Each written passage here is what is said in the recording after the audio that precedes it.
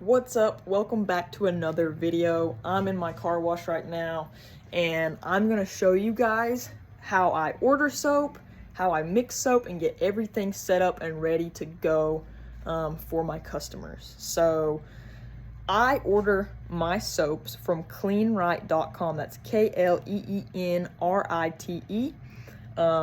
That's my favorite place to get them. There's other suppliers like Sunny's and American Car Wash or something like that. Maybe even you have a local place that sources car washes around you. You figure out which one works best for you. I like the price and the quality of Cleanrite. It's great. That's what I use. So now I'm gonna show you how I prepare and mix soap. Make sure you wear gloves, even eye protection if you want. I don't, but it may be a good idea. So whenever you mix your chemicals, I just simply use a water hose, and then there's my soap right there.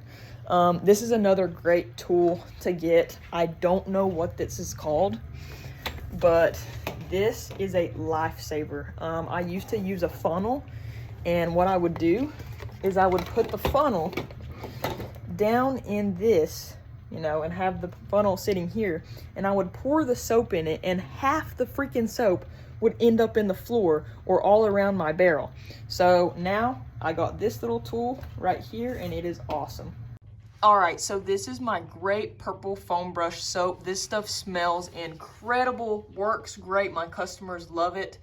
And as you can see right down here, it's got the dilution ratio here. So that's 1 part soap to 90 to 120 plus parts water that you're going to have to mix.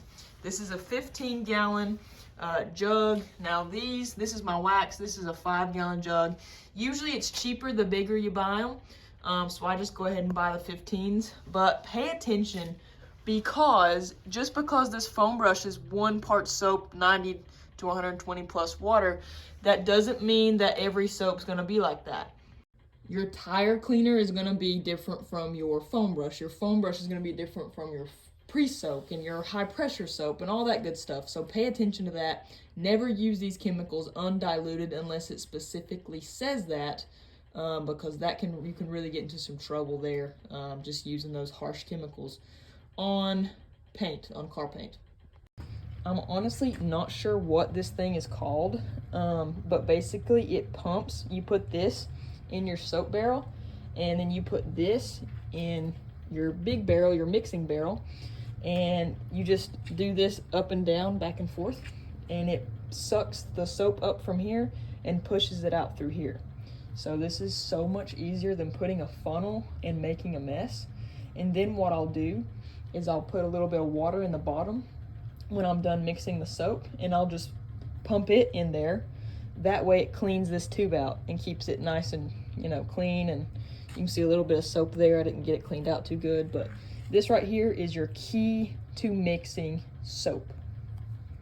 Now, pro tip that I want to tell you guys right here. This is a pro tip. You won't find this anywhere else. So like and subscribe right now.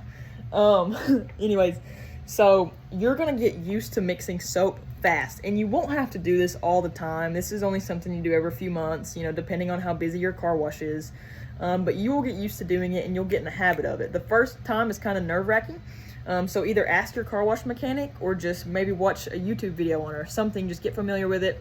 But what I've done is I've created a little cheat sheet. And see how I have all of these big, huge drums in here.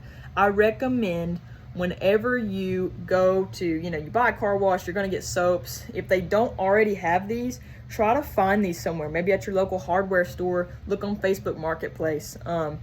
Get some of these. That way, you're not having to put buckets in the floor and mix it with these. Like, it's so hard when these are full. How are you gonna get more water into that? You know what I mean? So make sure you're getting these so you can put your soap in first and then your water, and then you can just store these away somewhere. You don't have to have all these sitting around and then also buckets of water that you're mixing them in. It's just gonna create a mess. Get these so you can put soap in first and then water in after, and you can adjust as needed. Now, back to my pro tip. See that mark right there? Oops, right there. So that little black mark down there, I know to pump my, what is that, tire cleaner. That's tire cleaner. I know to pump my tire cleaner in to right there at that line, and then fill the barrel the rest of the way up with water, and that is the perfect mixture that I need. So really, you only need to know those ratios one time, unless you're switching soaps around, which I recommend stay with the same soaps. Once you find one you like, be consistent with it. Your customers want that consistency. So once you know, okay, 1 gallon to 90 or 3 gallons to 200, whatever it is, just make sure you mark it. That way you don't even have to worry about the ratio next time. You just pump it in till it gets to the line, and then you stick your water hose in until it fills up to the top, and boom, you know you have your right mixture. You have the right amount. It's gonna be good quality. It's not gonna be too saturated, and you're gonna be good to go. So that is my tip for mixing soap. That's how you do it. It's very easy. If you have any questions, ask me below, and thanks for watching.